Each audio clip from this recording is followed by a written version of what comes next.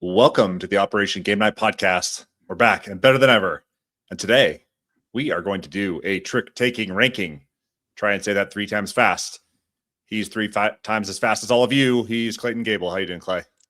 I'm doing good, Travis. I keep getting thrown off by the new old-ish intro Yeah. because it pops up that picture of us like we're live on air, and I was like, Yeah. oh shoot, did something go wrong? Are we already going? But no, I'm good. I'm really back in the flow with this long form thing. I really like the space we have to breathe. I think the Yeah. troops are loving it, so this is good. We always answer the call of our fans. And the call of the fans want to know what Clay has to say about trick-taking games. So today we are Oh going my to gosh. rank every trick taker that Clay has ever played. It's not as impressive of a list as some people might have, but there's 35 games, so we'll get to the bottom of it. We're gonna go from 35 to 1. It's gonna be awesome. Spoiler alert. Travis loves when I spoil an episode right up I front. know, right off the This isn't bat. that kind of spoiler. I like them all. All right. None of those games are bad, so it's gonna be fun. Okay. Well, before that, we're going to do a 3 times fast debrief of some of the games that we've been playing this week. Spoiler alert for mine, I have not been playing that many games, and there's a reason for that I will divulge in our Over the Fence at the end of the episode. But Oh, why don't man. you kick us off with your debrief, because you got a big chonky boy in the mail this week. I did. I got the chunkiest chunks. I don't know. I think this is one of those things like you black out and you back the game because all of a sudden I just started getting updates about the fulfillment status of the game makers by Bezier Games. And I was like, I must have backed that at some point, didn't I? And sure enough, it showed up last week in intimidating fashion. Yeah. This is one of the larger boxes I have now. I got the completionist pledge, whatever that included, which I think the completionist pledge only added like some extra cards, maybe, and some like weird looking meeples that had special Okay. art on them. So that was fun. But yes, I knew very little about the game makers other than it looked like a love letter to board gaming, which this board game enthusiast couldn't say no to. It very much is. I mean, they have a digital implementation of it on BGA, or at least they did for a Yeah. while. Yep. And They yeah, still it's do. pretty cool to see like actual games that you would play and pick up in a store, or, everyone's fan favorites are contained in this box. So many games. I should have come prepared with the number, but trust me, there's a lot of games, and the box comes with an entire almanac just dedicated to all the games that are included in Oh, it, and that's it gives cool. shout outs to the publishers and designers and has all the box art. So essentially, this game scared the bejesus out of me because of the big box, and I did not know what the gameplay was, but I was excited about it. So I immediately got to work reading the rule book, watching the videos, and admittedly, I had to watch a whole separate video on just how to put everything back in the box. But trust me when I tell you that once that was figured out, this is one of the better gaming inserts there is. I Really? have anyway. Yes, I mean, once everything's where it should go, it is a very seamless transition from box to playing the game and putting away. And this game has the box is super large because there's one just ridiculous component, which is this huge wheel, which is a lazy Susan, Love it. and it's a magnetic lazy Susan too.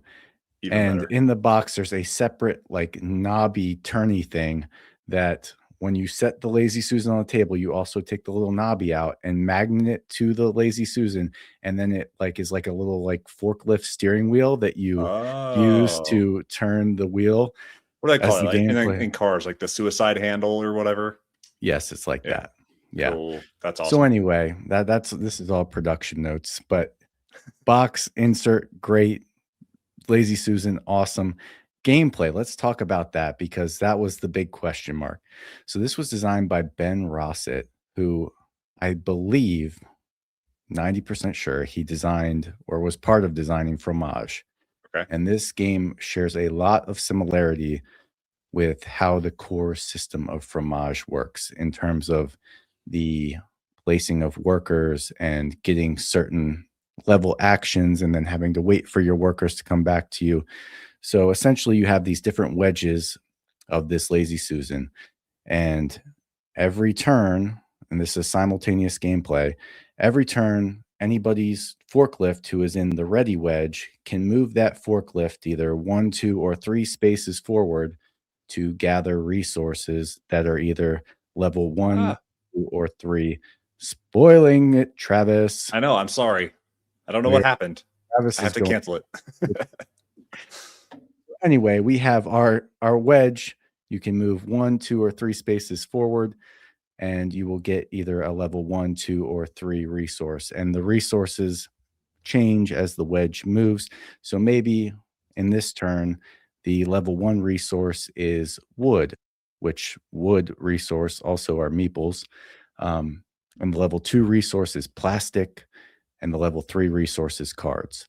So I can take my forklift and I can move it to the level 3 card space, meaning I will get to draw 3 cards, but I will not get that forklift back Yeah, until 3 more turns of the Lazy Susan. I So it love has that. the same Fromagian tension. If you wanna get the good stuff, you gotta wait a little longer to get it back. Mm, You've got these 3 forklifts you're managing to collect your resources, and like I said, some of the resources are wood, you have plastic, so they're the components of board games, right? Because 'Cause we're making games. So you've got wood and meeples, you got plastic, you have cards, and you have tiles, and maybe something else. But those are the 4 I can think of right this moment. And so every card that you have can be a game that you complete and put in your display shelf. So it's basic contract fulfillment. If I decide that I want to make Wingspan, I get to put it in one of my 3 contract slots, and it'll tell me, okay, Wingspan's a game that has a lot of cards. So I bet I'm going to need to have cards as a component of this game. And probably it'll have like dice or something. Oh, dice is the other one. So you have dice, you got tiles, plastic, wood, all the things. So every game has its required components you need to complete it. The fun part is all of these resources serve double duty. So as soon as I acquire cards, I have to either decide whether I want to keep them as a contract to complete and add to my display shelf. Okay. Or I can just immediately flip them face down. I never care about what they are again. Those are simply cards. They're a resource to fulfill my contracts. Plastic, again, some games are going to need you to spend plastic to complete it. So I can keep it as a game component that I'll use to complete a contract. okay. Or there's structures on my player board that require plastic pieces to like upgrade my abilities. Okay. So person has 3 structures that they can upgrade throughout the game, but you have to put plastic there to fill certain spots. And once you complete all the spots, now that structure's engaged and you can get its benefits. So that's plastic. Dice, instead of using them for a game, you can roll the die and you can move your marketing tracks up. Yeah. And so at the end of the game, one of the cool things is no matter how it's kind of like Scythe in the popularity track, no matter how well you did on blue game scoring, which blue is like set collection games, Yeah. if you haven't marketed blue games and you never got above the 1, you're going to get 0 points for that end game scoring. Ah. 4 main types of marketing tracks, I think, are blue is set collection, purple is co-op, you have red, which are war games, Mhm. and then there's yellow engine builders. So you've got those tracks that you've got to, every time you get a die, you're like, do I roll it and move my tracks up, or do I keep it aside here to use in a contract to complete a game? So the whole goal is to complete 12 games. That's not the goal, but that's the end of the game. And then you have your, marketing scoring conditions, and then every card will have some type of scoring condition probably. There's also this cool bit where you have these little trees. You want to be a sustainable board game developer, so I want to plant trees. And there's just tiles. I forgot to mention tiles. When you get tiles, you have this little assembly line where you can lay the tiles down. And if you make make 3 in the row of this type of resource, you get a discount on that resource for the rest of the game. Cool. So such a fun moment where you get something and you have to immediately decide, do I keep it to make games with it, or do I use it to upgrade my player board in some way? So super fun. I will say that this is a very solitary experience. I mean, the player interaction is next to none. It's simultaneous, which is nice. Like everybody, like once you move that steering wheel and all the forklifts are ready, everybody just moves their forklifts, takes their resources, completes their cards. Everybody's just humming and going at the same time. Okay. And I really couldn't care less what they're doing. Like you are pretty focused on your puzzle. They try to make you care a little bit because the war games at the end, you only score war games if you scored more than every other player. Okay. Right. Like you So had more war games complete. Yeah. So it's kind of like Seven Wonders in that way. Like you compare. And then co-op games, you want to make sure that everybody at least has done one co-op game or nobody can score co-op. So you're all working together to score those. And yeah, but that's the extent of the interaction really. But yeah, it looks intimidating. Like it looks like a big to do, but at the end of the day, it's not that difficult. You go around the wheel, gather resources, make games. Yes, exactly. Yeah. The rule book is not that great. I'll say it was kind of hard to figure out, especially some of the scoring was kind of hard to suss out. But now that I know the iconography and things, I think next play will be pretty seamless. But yeah, game makers, I am so glad to have this in my collection because it truly is just an ode to board gaming. And as you flip through those cards and see all the games you have, it's freaking amazing. Yeah. Talk to me more about that was a great rules explanation. I feel like I have a good grasp on it. Talk to me about the almanac that it came with. Like it just has like the picture of the board game and then it has the creators and publishers and stuff, or is it like an actual brief about like how it was made or where it came from or any of that stuff? No, it's just a picture of like the card in the game and it just shouts out the designer and publisher and artist, I believe. There's a lot of games there's a lot of books about board game design and board game theory and all this other stuff. But there's one thing in like the video game sphere that you don't really see in board gaming, which is those big chunky almanacs that say, here's every game that, I don't know, Roxley Games has ever made. And here's the designers and here where they came from. And here's the story of the design. And here's how they came to this conclusion. You don't see a lot of that. I want to ask some of our board game designer friends of the show about stuff like that, because I don't think that that's captured anywhere. And I think that that would be a really cool keepsake. If you're a fan of All Play and you collect all their tiny boxes, wouldn't it be cool to have a giant book that can go on your shelf next to all your games? It says like, here's a catalog of every small box game that they've ever made and who made it, how the design came about, what it was inspired by, the art, where did that come from? Like, yeah, I would love to have something like that. I get behind that. Yeah. That's nice. We should write it. We should literally write the book in our free time. Let's do that. Yeah, let's do that. Okay. My next question about game makers. Yeah. When you land on the same space in the kind of the rondelle. Yeah. The lazy Susan. Yep. If you land on the same space as another player, you both can reap those benefits, right? Like there's no blocking. Again, yes, they are just as multiplayer solitaire at best. In fact, I fired it up on Board Game Arena today just so I could, and I started a solo game and I was like, yeah, I don't miss a person at all. Like it's just, I was just in the same puzzle loop as I was before. Okay.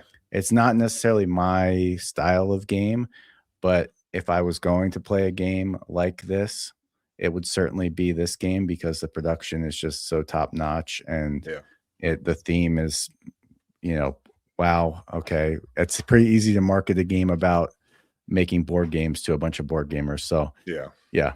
That's how I feel about it. Okay, nice. Well, thanks for sharing. Of course, Travis. What have you been playing?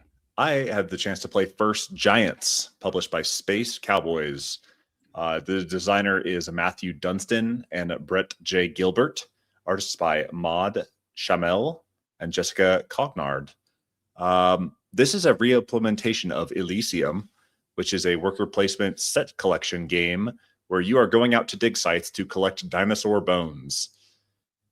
And these dinosaur bones will earn you amber and or victory points. And so you have 4 different dig sites that you're going to. Your worker placements, the workers that you're placing are like little fossils, kind of like the T-Rex or the Velociraptor claw. You'll put that on a space, a dig site. And each dig site has 2 fossils that you can select from. When I select a fossil, I take that fossil out of the dig site and I put it in front of me as like a display or as a kind of a holding pattern right in front of me. And I will earn benefits from that card every single round that it is in front of me. So let's say it gives me 1 amber per turn. Every time that one is just sitting in front of me, I will get an extra amber. And the amber is kind of like your currency, and the fern leaves are your victory points, basically. Once I decide that I have had enough of that benefit, or it doesn't jive with some of my other benefits that I'm getting, or I feel like I need to start converting to endgame scoring, I can go and pay the price of this dinosaur bone in amber and flip it over into a display. And the dinosaurs have different kind of categories, size and type. So there's like flying and herbivores and carnivores and like these different kind of categories of dinosaur. But then they also have size, which is largely equal to their cost. So you have like 1 through 5 as the cost. Let's say I take a pterodactyl. Pterodactyl's earning me extra amber for each other flying dinosaur that I have. So every time I want to draw from one of these dig sites, I'm always trying to pull flying dinosaurs so I can compound that. When I want to start displaying them, I have to pay that amber back, flip them over, and they become either sets of like, there's different ways you can combine the sets. There's either like style or type of fossil, or there's size. So I can have the type of fossil be flying dinosaurs, but I want to have like 1 through 5 cost of that dinosaur, of that type of dinosaur, flying. Okay. Or I can have multiple types of dinosaurs of the same size, flying, carnivore, herbivore, whatever. These 5 different categories of dinosaur, each with the value of 2. And that would be a complete set. If I can lay all 5 of those down, I earn like a newsprint, which are like the victory tiles. It's kind of like Catan, or not Catan. It's kind of like Castles of Burgundy. When you fill out, your yellow tiles, you get that kind of bonus chip at the end.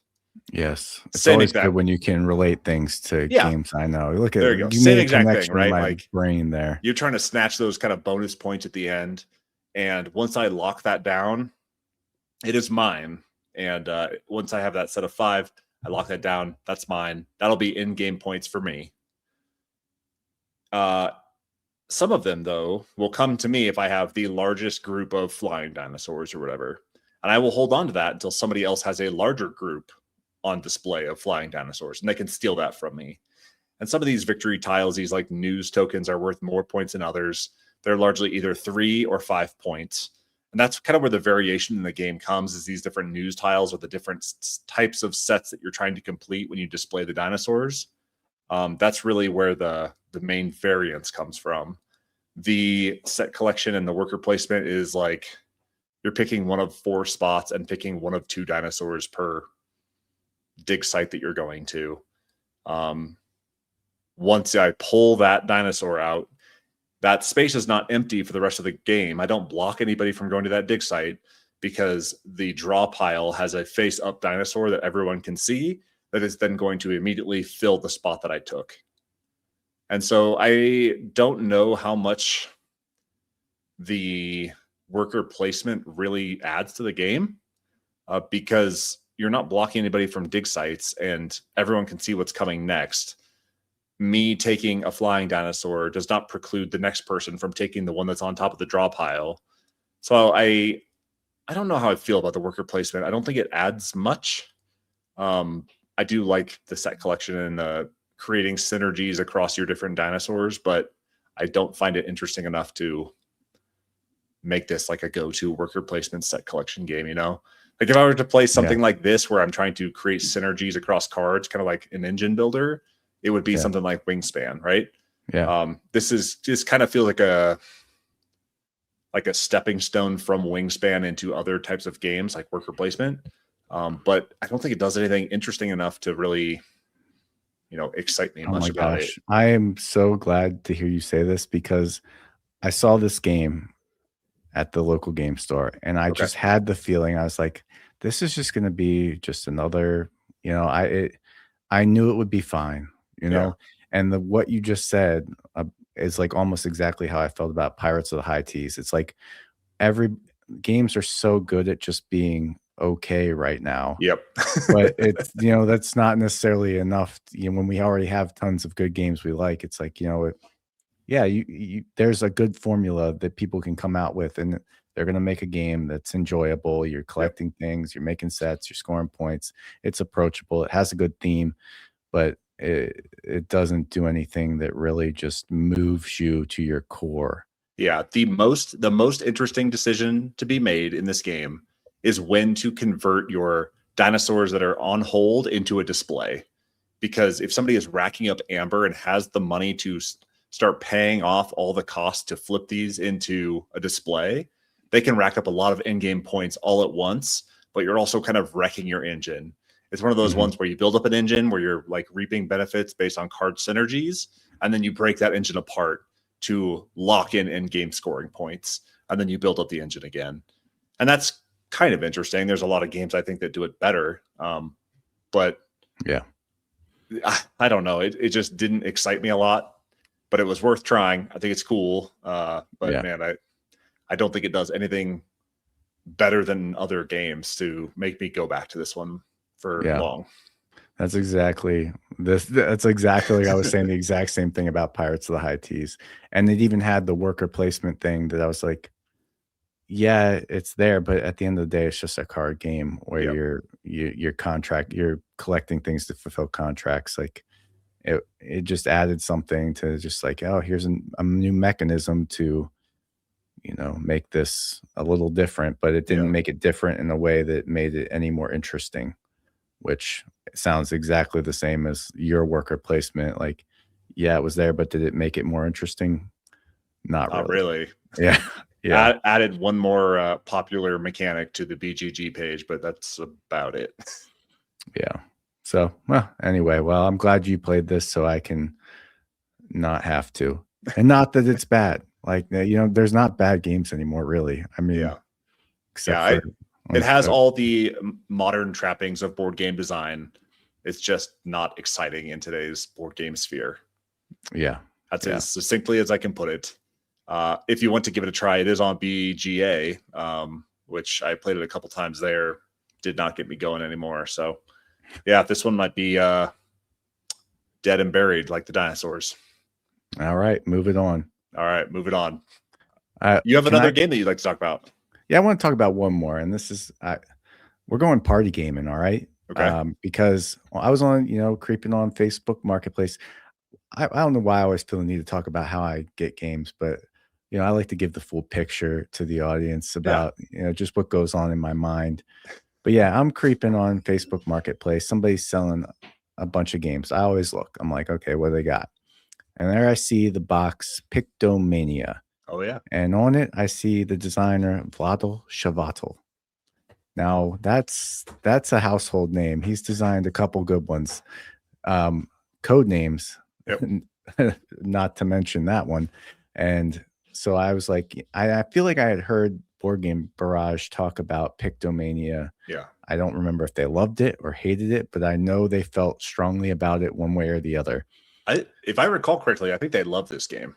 Okay, well that checks out because for Okay. $5 I grabbed this from my neighbor and I played it and I was like, this is the perfect drawing game Yeah. for gamers because it actually adds interesting choices, but in such a seamless way that you don't even realize you're like having to make them. So how this works is there are 3 cards placed out, and there's A, B, and C cards, and all of them have numbers 1 to 7. And everybody gets dealt a number and a letter. And so mine might be C7, and that tells me what I'm going to draw. The thing about these cards is all the words are kind of similar. So everybody gets their assignment. They know what they're drawing, and you start drawing all at the same time. All right. So, and you can stop drawing whenever. And then you have a deck of your cards that you look around. And when you finish drawing, you can start taking your cards and saying, "Oh, I think Mary's drawing the sloth." And I put my number 6 over there because I think she's doing number 6. And then I look at my dad. I'm like, okay, he's drawing. God, I have no idea what that is. What's the other person drawing? And you like try and assign all these things. And then when you're the first one to finish assigning your cards, you can grab the highest value point token. So there's kind of a rush to be done guessing because you get the highest value point token for that. And then you go through and see, okay, all right, mine was actually C7. And then I go through what everybody guessed on mine. And, the first person to guess it right gets my highest point token. The second person gets my next highest. If anybody guesses it wrong, I'm left with one of my point tokens, which counts against me for having a crappy drawing. Yeah. So I always have 3 point tokens to give out. If nobody got mine right, those are all negative points against me. Okay. So there's such a nice tension of like, I want to be finished drawing so I can start guessing and get the points right. And I can also grab that one for being done first. But also, if my drawing sucks, nobody's going to get it. And then I'm going to lose points that way. Yeah. So it's so good. I love this as a drawing game. I can't wait to play it again. It's such an interesting way to like flip it on its head. It's not really, it is about how good you can draw, because if you don't draw well, then people are going to guess wrong and you end up with negative points. But it's how quickly you can convey an idea in a race to try and nab those top point tokens. Like, if I can draw something very simple in a 1-line drawing in 2 seconds versus, somebody else that's spending 10 minutes on a drawing, like I have an advantage as long as they can, as long as I can get that idea across. That's pretty cool. Yeah, I like this a lot. I'm happy I got this for $5 because this puts any other drawing game I've played to shame. Okay. Yeah. That's great. I can confidently say that. Pictionary, step aside. Telestrations, get out of here. Actually, Telestration is pretty funny. Yeah, that was good. But no, but this like actually feels like a game, like where you can try to get points and you can try to win, even though that's not it's still a fun drawing game, and you still have those moments where it's like, oh, this was funny because what the heck was that? Everybody got it wrong. But there still is the opportunity for clever play and, trying to push your luck a little bit on how quickly you can get that drawing done and get your guesses out. And it does the best thing about party games, which is drive that discussion about like, how did you possibly think that was a picture of French toast? Like, you have to have that conversation afterwards. And that's where all the fun comes in of those party games. Yeah. So Vlad does it again. I mean, this is better than Codenames. I'm saying it. Put it on the box. Better than Codenames. This is his best game. I love it. Yeah. Okay, we're ready to move on to our main event, our special operation. Let's do it. Let's rank every trick-taking game that Clayton has ever played. Let's begin. Begin. We are hitting the mission objective. Let's get this. Add this to the stage. This says definitive. Definitive's a stretch. So background, people who are new to the podcast, I grew up playing trick-taking games. I love the genre, and it is certain. You like that better? Yeah. And it is certainly having a renaissance these days. Everybody's coming out with their own twist on trick-taking, and I'm down to play them all. I mean, so anytime I see them, I buy them. again, this is a piddly assortment of 35. There's hundreds upon hundreds that you could delve into. So that's why definitive is a misnomer. But I'm going to do my darndest to rank them all 35 so you can know what's good according to Clay. Clay's definitive list. And I will reiterate again, even number 35 is still a game I would be happy to play anytime. So like that's just how much I like trick-taking games, and none of these games are bad in my opinion. Just some are better than others and some are more suited to my taste than others. So let's get rolling, Travis. You got any clarifying questions before we go? No, I'm excited to have this finally cemented in stone. Carve it onto a stone tablet because this is the definitive list. This is definitive. Operation Game Night. Oh, let's get over here and click number 35. This is going to be a probably a shocker. I know a lot of people love this game. Tom Vassell sings Rebel Princess's praises. I'm moving us back to the side because there's more to this slide. But Hearts is a lot higher on this list. And all Rebel Princess does is take Hearts and add something I really don't like, which is a lot of special powers and abilities that you have to remember. So everybody gets a princess and it has a special power, and you have to kind of understand what everybody's special power does to make good decisions. Otherwise, you're just like kind of randomly playing. So it falls to the bottom just because there's a classic game that I like so much more. So that's Rebel Princess. Hearts with more steps. Yes. Clay likes less steps. Next is Corgi Pile Up. All now right. this one took a beating on BGG. This got a 5.8. I think that's the lowest on this list in terms of a BGG rating. But yeah, Corgi Pile Up, I just don't quite understand it. I talked about it in an episode not long ago, but essentially you get dealt 5 cards and then it all comes down to what the last card you play is in the hand.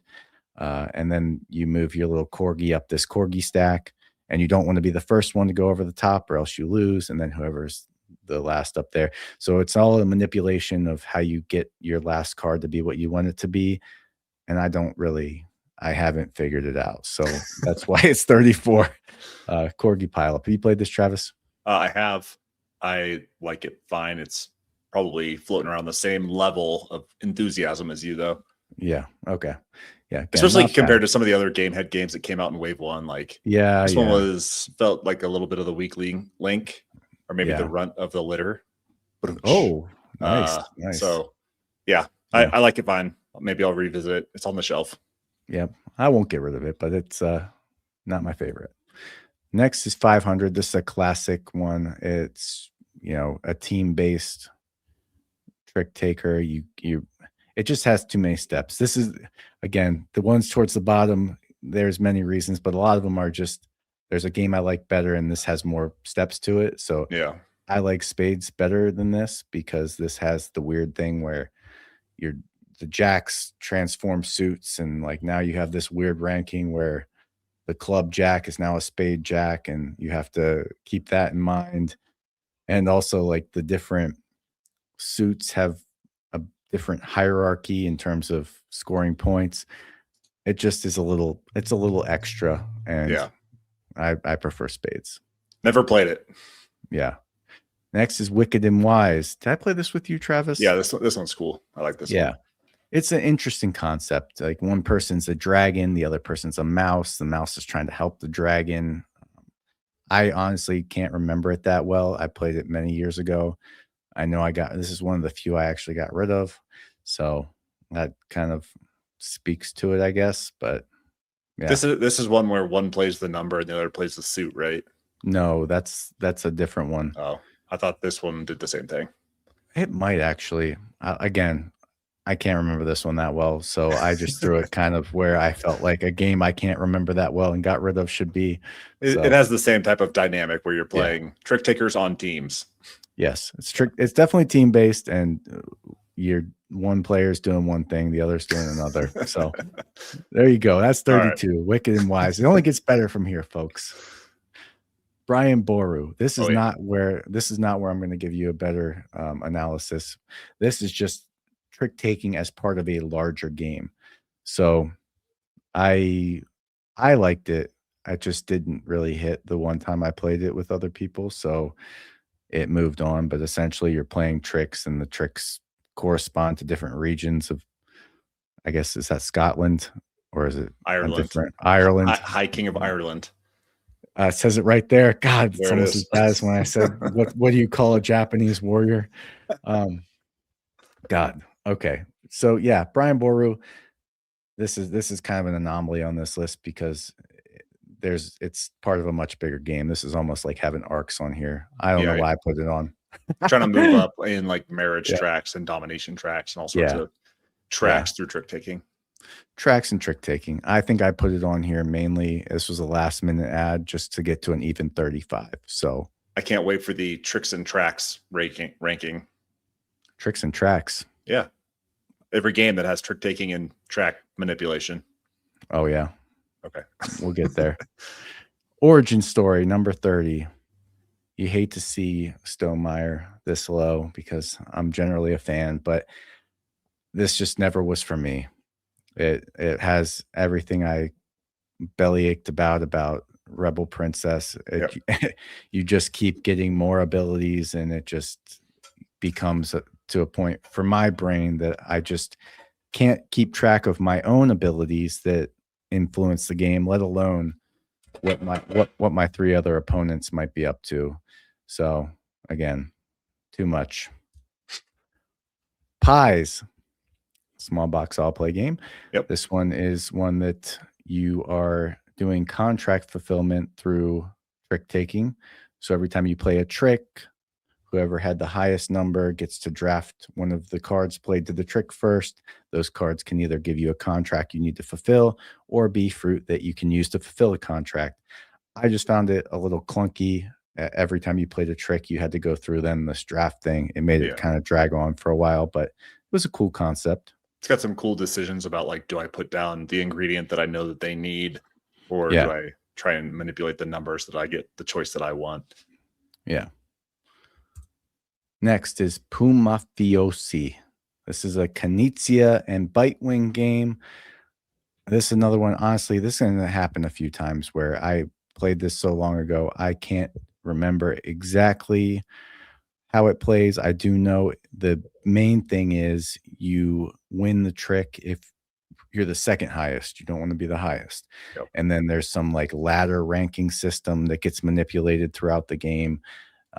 It was fine. Unmemorable, didn't draw me back in probably played it twice a few years ago, and I'll keep it around because I don't get rid of Knizia games except for Cascadero. I don't know why all Criminal Caper belongs ones in are there. just fine. Yeah. Hot Lead's my favorite of them. Yeah. Okay, next is Lunar. This definitely is what you described earlier. Really cool concept where it's a team-based game. If I play a card with a rank on it, so I might play a card that just has a 7. Well, that means my partner then gets to determine what suit it is, and they can just play a suit card. So that's kind of how that works. It's got your typical like bidding for tricks and seeing how you do. Some of these are just like, I had to put them somewhere. Yeah. I like it. It's just a little too obtuse to play all the time. But it's like just over 5,000 on the BGG rank. That's pretty good for a trick taker. Yeah, look at it go. Oh, here's Mori. Again, talked about this not that long ago. Mori is got some stuff going on. Oh, like yeah. This is the most complicated and strategic probably trick taker here. Like this just warrants far more plays than I'm ever gonna convince people to do this because it's you got these weird X tokens that you're collecting. If you get too many of those, it's not good. If you get the second most, it's okay. And then it's just this takes the right crew. It takes the right crew to get Mori cooking. But if you've like dabbled in the the trick taking world and you're looking to get into the hard stuff, Maury's probably just right for you. But damn, that art by Beth Sobel is so good in this game. Yeah. It's beautiful. Yeah, it's cool. And you got dice you can play as cards too. Like it's got everything. Next is Euchre, another regional classic. This is up the list because this was one of the first games I played with my first game group in Colorado. This is how we got connected. Mike and Hannah were like, "You want to come over and play Euchre?" And we played tons of Euchre with them. Again, spades I still prefer more, but this one is a good alternative to a nice like team-based 2-player classic card game trick taker. And it's probably one of those types that has like 50 different regional variants that, who knows? Yeah. Who knows what everyone has version I their played. house rules, county rules, state rules. Yeah. But man, Yeah. Euchre gets the people going. Like when you win and you are jiving with your teammate, there's so many high fives going around. Oh yeah. You can't beat that. That's the thing that I've always loved about trick taking games. The heart of trick taking for me was the team based games, where you have a partner. So this is a ton of fun. Foodie Forest, Knizia. This is a weird one too, where you're not playing a classic trick as you will, where people each play a card to the trick. You're playing cards to the middle. You have to follow suit if you can, but the trick ends when the total value of the cards exceeds 10. And then if you win that trick, you get all the cards. And each round of the game, you're trying to collect different suits of those cards. So you might want the apples in one round or the blueberries in another. I just thought this took way too long for what it was. I thought the core system was neat, but it just took forever. So we broke the 5,000 ranking on BGG. Yeah. This is a killer. Dang. Next is Friedman Freese's Fishing. Again, talked about this one recently as well, but I did play a lot of these recently because I wanted to do this. I wanted to get my definitive trick-taking ranking. Fishing was one I was so excited about, but ultimately it doesn't rise to like the top tier because I think it's overly balanced to the point where it doesn't feel like very meaningful what you do. And it does go a little long. This could take close to an hour probably. But the interesting concept of this is all the cards that you win become the cards that you draw for your next hand. And then the way it balances is if like, hey, I didn't win many cards. Now I don't have enough to draw up for the next round. Well, now I get to draw from this super Gucci stack of ocean cards that are almost guaranteed to win me all the tricks next time. So you just oscillate back and forth between, winning a ton, losing a ton, and then, but it's good. Got to cast that net. Cast your net. We have Cat in the Box. This is an interesting cover for the box I've not seen before. Yeah, no. Maybe that's like the definitive. They've republished it like probably 3 or 4 times. Oh, it's Japanese. That's the Japanese cover. This was probably the first like out there trick taking game that really piqued my interest. I was like, holy cow, they did what? The cards have no suit until you play it. That's crazy. Yeah. It is really interesting. You have this whole grid where, all right, I played a 5. I'm saying that's the blue 5. Now somebody can say they don't have blues anymore in Trumpet because everything's made up, but then you get yourself into a pickle later on in the round where you might end up with a paradox, and those aren't good. Again, this is one that's just like, it's a little bit too much weirdness going on for people to like really get what you should be doing on like a first or second play. You got to play it a few times. Not great for newbies. Yeah, no, but it is a really cool riff on the genre. I will say the production on this one is not good, at least on the initial publications of it, because those little chits go everywhere in the box. They are just rocking and rolling. You have to sort them all every time you open the box.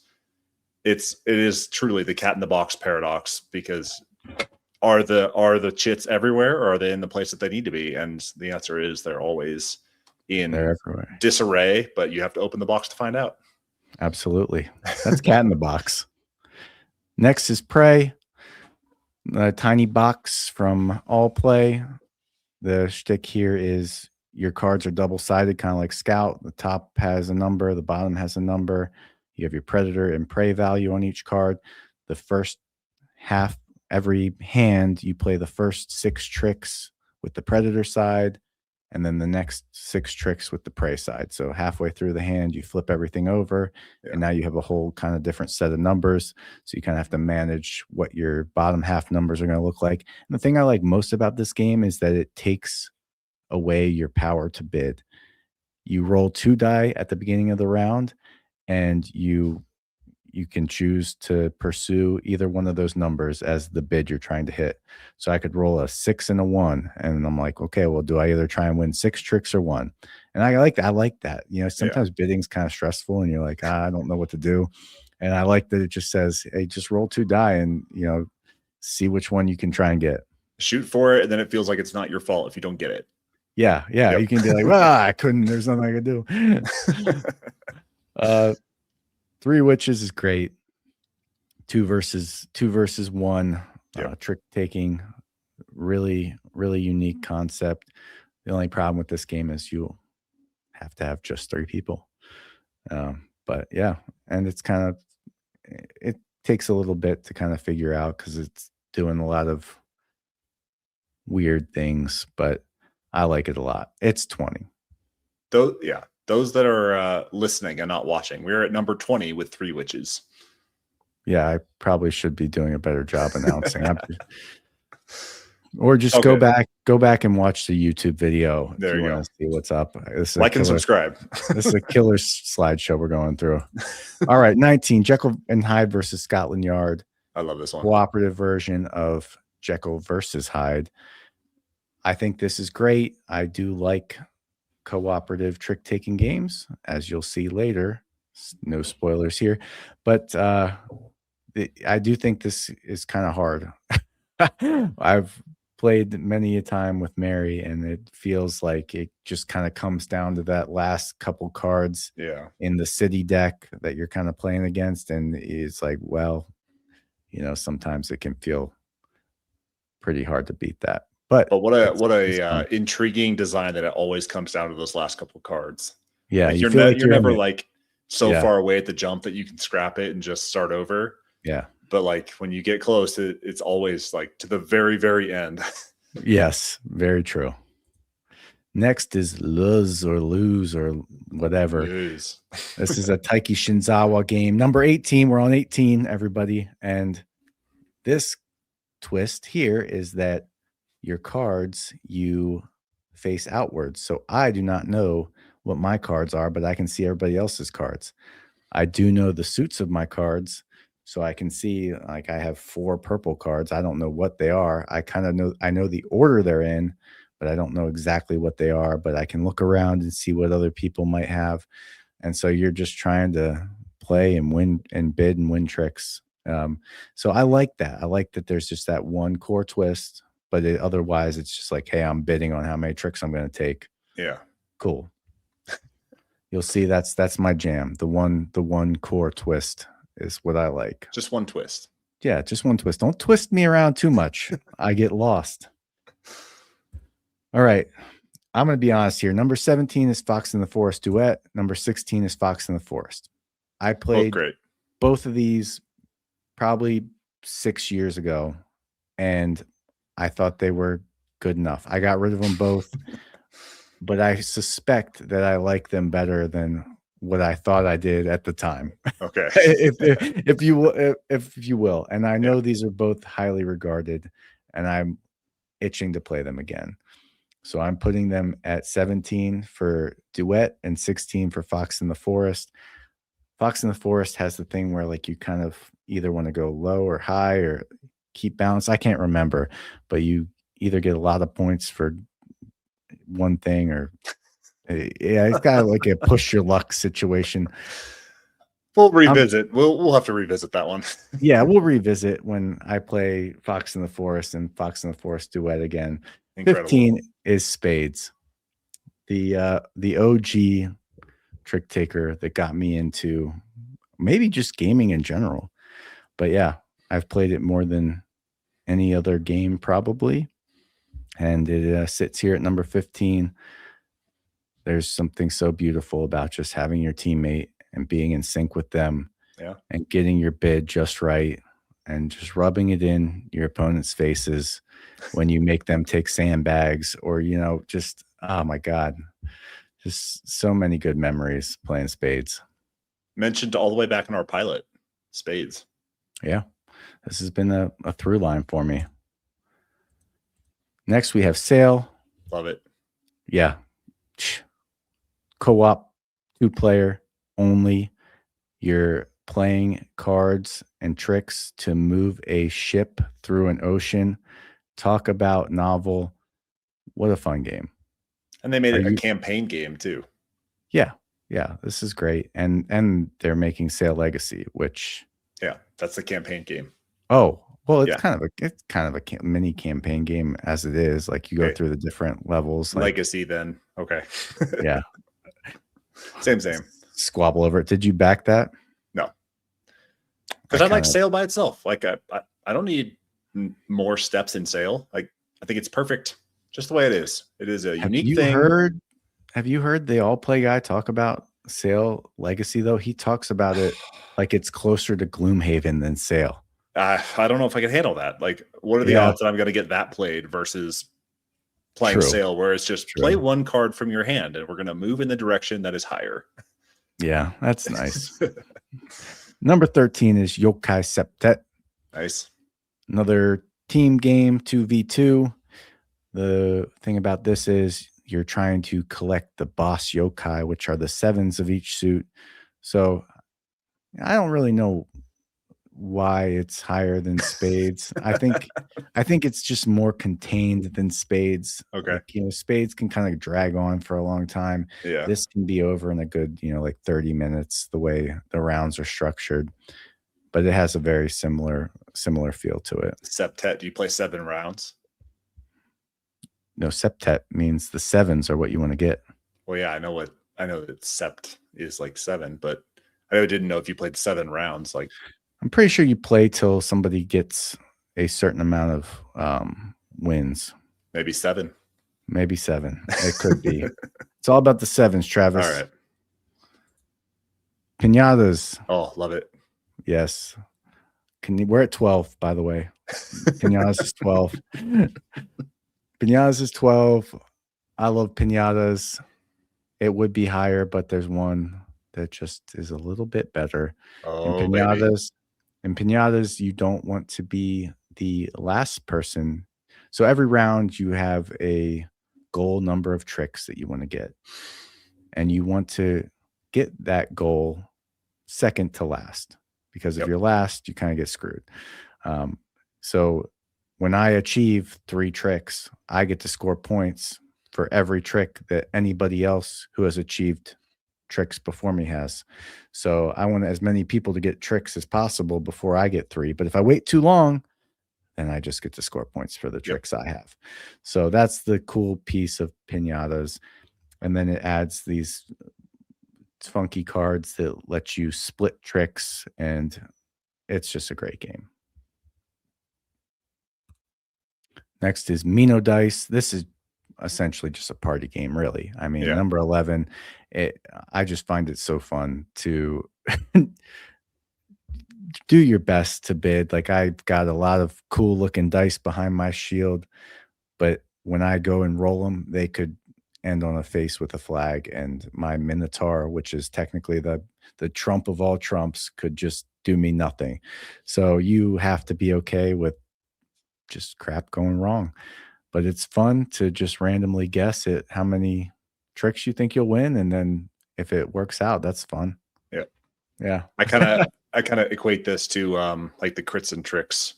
Put this about on the same level, because there is a bit of randomness when you either are committing those dice to the number that you want to bid or use for the trick, or you're rolling them, which introduces some randomness to potentially win a trick or lose a trick to meet end goals. Yeah. So much fun rolling dice, man. Oh, love it. There's no cards in this. It's just dice. Number 10 is hearts. I really like trick avoidance. Like I loved, and even playing spades when it was my goal to just not win anymore, or I Yeah. wanted to go nil. Like I love that. And in hearts, you're just trying not to win hearts. And that's the whole thing. But then it also gives you that fun moment where you're like, oh crap, I've got a bunch of hearts. But if I get them all, that actually sticks everybody else. Yeah. So you can kind of shoot for the moon, but at its core, you're just trying to avoid taking tricks with hearts. So yeah, this is my favorite of the classic card games. Next is Skull King. Love it. All right, Skull King by Grandpa Beck. We're at number 9 for those following along still. Skull King is great because you have this really intricate kind of like ranking structure. You've got your normal suit cards, then you have your pirates, which beat all those, and then you have a mermaid that loses to the pirates, but she beats the Skull King, who beats all the pirates, and you just have these fun trick situations. And the thing about Skull King that I like the most, and I always reference it, is that you start with just one card. Yep. So you're teaching this to people, and you're like, listen, round 1, we all just have one card. Everybody's gonna bid, somebody's gonna get a trick, everybody else is gonna get none. And then you yo ho ho, everybody says if they're gonna win a trick or not. You play one card, round 1's done. Next round, we do 2. And I love that escalation. It kind of gets people into the game, gets the flow of things. And very low stakes in those initial rounds as people are kind of picking it up. So I love Skull King. Especially rock, paper, scissors in a trick taker. Absolutely. Vivo. Okay. Number 8. Small box, all play. I like the dictation. See, I like being told what to do. And in Vivo, you get constrained by a card at the start of every trick that says this is going to be a duet or a quartet. And that tells you how many different suits need to be in the trick. So if you're going solo, boom, everybody better follow suit because we can only have one suit out. So I like that. And then there's some interesting scoring considerations when you finish the trick. It's like whoever had the lowest does best. It's fun. I like Vivo a lot. Gachapon trick. This might be recency bias. In full disclosure, I don't know if it deserves to be this high, but I've played this quite a few times now, and I just really like it. I think the aesthetic helps for sure, and I like every time you win a trick, you just kind of go shopping for cards, and you're trying to just set collect with the things everybody else played, and the cards you play. You know, when I'm trying to throw cards off that I'm not going to win, I don't want to throw really low value ones because then whoever won the trick can buy those for cheap. So there's a cool little tension there. This could and the be, box is a toy, and you get to put the coins. The in box the is a toy. This could be too high. I'll admit it. Number 6 is Jekyll versus Hyde proper.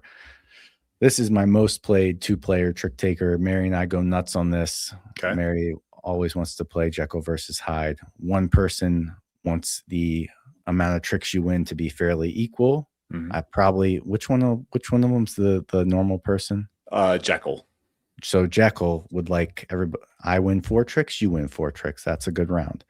Hyde wants it to be lopsided one way or the other. Either Jekyll wins 10, Hyde wins 0, and vice versa. And you kind of keep track of that along this little track. And the goal is for Hyde to get the insanity track all the way to the end by the end of like 3 rounds. Yeah. So yeah, this is so fun. There's potion cards that have little twists, but don't change it up enough that it puts me off. So it's almost like pure game theory. Like every single time you put a card down, you're trying to guess what the other person has. Yeah. I love it. Yeah, it's good. 5 is Marshmallow Test. This is pinatas, but better. Some people might like pinatas better. I think Marshmallow Test is just a pure version of the game. The people that like pinatas better have never held one of those little squishy marshmallow tokens in their hands. Yes, I absolutely. think that's so great. I love it. Delayed gratification trick-taking game. And sadly, I don't have this game. Ooh, I know. I have that's a pinatas. shame. I know. Pinatas has been holding me over, but at some point, I'm probably going to have to buy Marshmallow Dust. It's so good. I love it. Number 4 is fives. That's confusing. I know. I should have just switched it up for the sake of it. But fives is a CMYK Magenta Line game. As what you got going on here, I think this might be Taiki Shinzawa, maybe. I think so. It is. Yeah. But what you have going on here is you're trying to win the trick, the card that you win a trick with. At the end of the round, you want all those cards to be as close to 25 in sum as possible without going over. That's how you do well. And then the other core twist is that every card on the back of it has a magenta 5. And once per trick, somebody can say, hey, I have a blue 8, but actually I'm just going to flip it over and it's going to be a magenta 5 because I didn't want to have to win a trick with that. So that's such a fun decision. I think this game's so clever. It is a Taiki Shinzawa. Okay. You are correct. Good. I gotta be right about something. I really was fumbling there with the Fox in the Forest. One of the most popular trick-taking games. I couldn't come up with anything for. Anyway, number 3 is No Loose Ends. This is from our friends at Gamehead, and this is another Shinzawa. All right, this The man, the myth, the legend. Yeah, this game you have to call your shots before the round. You get a hand of cards, and if at your bid is putting cards down from your hand. So if I put down a blue 2, I have to, during the course of the actual trick taking, I have to win with either a 2 or a blue card to cover that up. Got to cover my tracks. And what else? You can also use that bidding mechanism to kind of short suit yourself and kind of create these interesting gameplay states. You are narrowing your chance to get away with the perfect crime by bidding more cards because you're limiting the cards that you can choose from later on during the tricks. Yeah. Yeah. It's so clever. Yeah, it's so clean. Yeah. This is number 3. And it could stand to be number 1 or 2, but the top 2 are just too hard to beat, man. I mean, number 2 is The Crew. I have the Quest for Planet 9 here, but Mission Deep Sea is just as good or better. You got to pre-order the new one? I probably won't pre-order it, but I'll probably get it. Well, it's coming out in a month. This took everything that I love about trick-taking games, which is that getting in sync with your partner, that's what made me fall in love with spades way back when, was just being in sync with your partner. And it takes that to everybody's your partner. We're all working together and we're trying to like accomplish these crazy missions.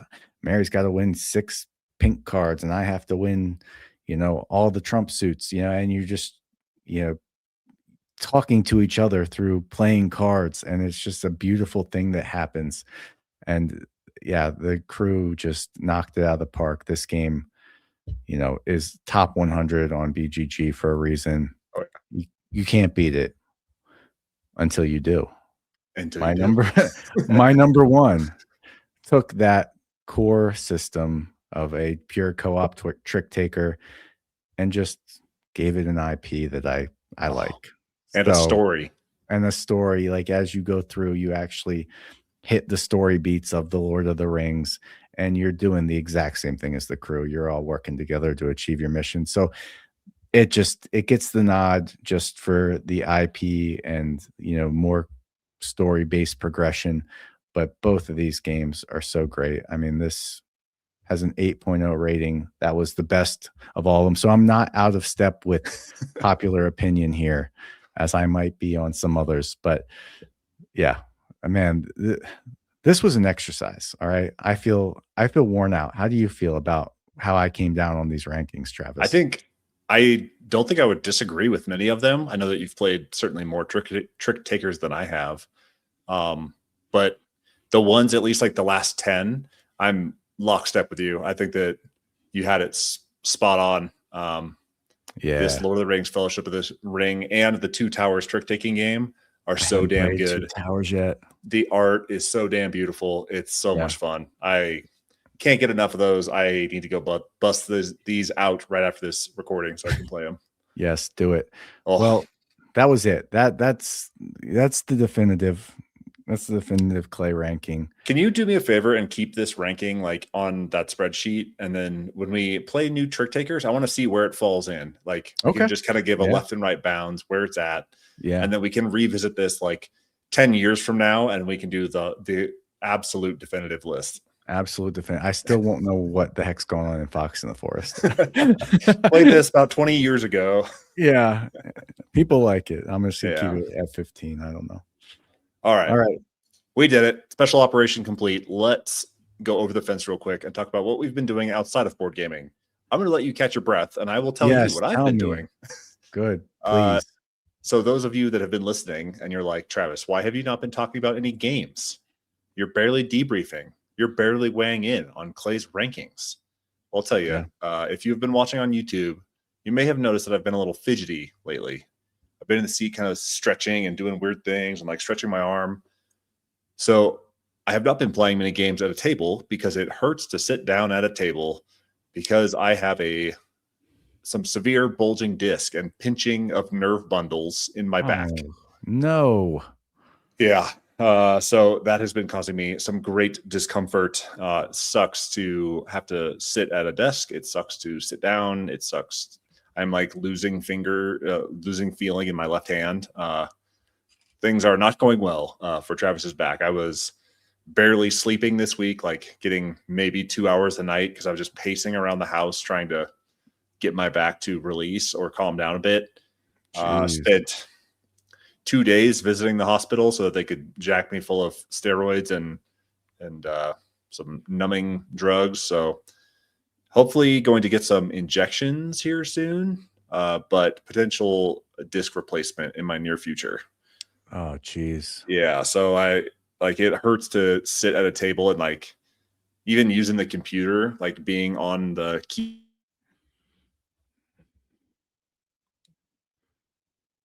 keyboard, stretching my arm, trying to do my best to navigate that at the moment. And thank you for not being too distracted if you're watching on YouTube, because I have been really fidgety sitting in this chair. Man, I feel horrible now. I feel like I've just been torturing you. No. While you're sitting here. That's horrible, Travis. I save all my sitting for this hour that we have together every week. Dang, you need to get yourself a standing setup, all right? I do. This desk is falling apart anyways, and it needs an upgrade, so maybe that's next. Plus, the movers broke my stand. You may have noticed that I'm like sitting higher than normal on my camera level. They broke my stand, and so my monitor's sitting lower. So yeah, it might be time for an upgrade. Well, hey, I'm sorry to hear that. I hope the doctors get you sorted out. I know that's a murky road to start heading down when I know a lot of old men in my life that have been down the back and disc surgery type situations, and it's hit or miss. Like, I don't want to scare you, but that can be rough. I mean, the doctor told me the other day they either go in through the front of my neck to repair the discs, or they go through the back and they like fuse all my vertebrae together. So yeah, neither sounds great. I'm not loving that. Yeah, so we'll cross that bridge when we come to it. But for now, I'm going to go get some injections and see if that helps. Well, yeah, I hope they inject you and you're just back to jumping higher than anybody has ever jumped before. Are you still fighting people, by the way? No, because of all these issues, I like trained a little bit when I was in Alabama. Ended up kind of maybe re-tearing my shoulder up. Yeah. And I was there like just a couple of times. It was just a freak thing. Like, got up, shook the dude's hand after our round, shook the dude's hand, and I stepped off the mat and I went, oh, something's not right in my shoulder. And it's like just now starting to feel like really back to normal. So been trying to do what I can, but man, getting old sucks. Yeah. Things ain't great, man. On a more positive note, I guess, watch the movie Obsession, which is now streaming. This was a like recent kind of horror movie. Yeah. and it got a lot of praise and a lot of acclaim. So I decided to give it a shot. And it's not so much a horror as it is watching like a slow motion car crash of a relationship. The premise is this guy is kind of shy and has a group of friends, but he has a crush on this girl in the friend group. Goes into a store and buys like a wishing toy, basically, and wants to give it to her as a gift. Much like every horror story starts. It's kind of Gremlins-esque. Goes into this shop, buys the toy, eventually wishes, like, I wish that this girl loved me more than anybody else in the world. And he breaks it, and the wish comes true. But her love is like turns psychotic, and you slowly watch this kind of like immature relationship spiral out of control. And it's I need to think about it a little bit, honestly. I just watched it yesterday as we were kind of lounging about the house, and I need to think about like what it actually means. I can look up a review and figure that out, but I want to like mull this over, because I think the interesting thing that it does is it holds up a mirror to like every immature relationship you may have ever had. Like, Oh, especially up yeah. front, like they're very clingy and very like all over each other. And they like say these things that are kind of like banter-ish, but they mean it deep down. Like, oh, you don't love me anymore. But like it just escalates. It just spins out of control in slow motion, and it gets a little crazy at the end, as most horror movies do. But Yeah. the obsession becomes unhealthy, and that is the horrific part of it. It sounds so interesting, but I really do not like I scary know, stuff. I know. It's not really scary. There's a couple of gory scenes that you might need to close your eyes when they come, Clay. But Yeah. other than that, it's got a little bit of like Romeo and Juliet at the end. No spoilers, but Okay. it's yeah, it's kind of an interesting thing, and I need to think about it a little bit. Dang. All right.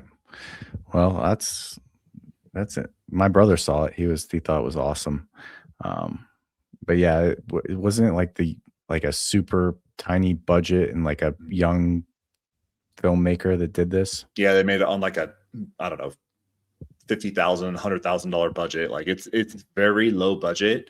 But man, some of the effects are quite disturbing. And I think it made a bazillion dollars. It made 50 times what the production cost was. So Yeah. I look forward to seeing what this guy does next, because it's I thought it was pretty impressive. That's cool. That's cool. What you got? I've talked so much. I'll keep it brief. I just want you really to hold me to something, because like I do have almost 2 hours a day in the car now, driving to and fro from work. And so I started a book, and I want to finish it. I need to finish it. I have a freaking graveyard of half-finished Audible books in my library. But this one, if next week I have not said I finished it, you have the right to publicly ridicule me and call me a quitter and a loser. Right. But I'm listening to Shoe Dog. Okay, nice. Phil Knight. Yeah. Yeah. So it's good. I think I got like 6 hours left. So I should be able to be finished it by next Sunday. Okay. And I want you to hold me to that. I like it. I'm so far it's just cool hearing about somebody's story, and how something as big as Nike just kind of started with this one crazy guy and just wanting to sell Japanese shoes in America. Man, it makes you think anything's possible, Yeah, for sure. Makes you think our humble podcast could someday go somewhere. That's right. We are just, two underdogs that are looking to make it big. Yeah, we're going to make it big. But we are coming up on our 2-year anniversary, which is a good reminder. August 22nd, we published our very first episode. So we're coming up quick. We're going to be within the month by the time, almost by the time this airs. We'll be about a month away. So look forward to that. We got some cool new guests coming up. Got some cool new stuff on the pod. And we are going to just keep getting better every single time. Do you think we're getting better, honestly?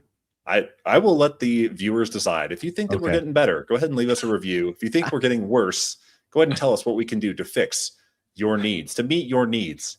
Yeah. to meet your entertainment and podcast needs weekly. And we'll do anything up to being more prepared for the show. We will do anything unless it's inconvenient. Yes. So oh there. my goodness. All right. Well, did we do All it? right. We did it. We did it. All right. This has been Operation Game Night Podcast.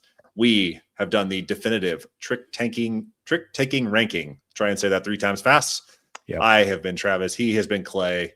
This has been Operation Game Night, and we are out.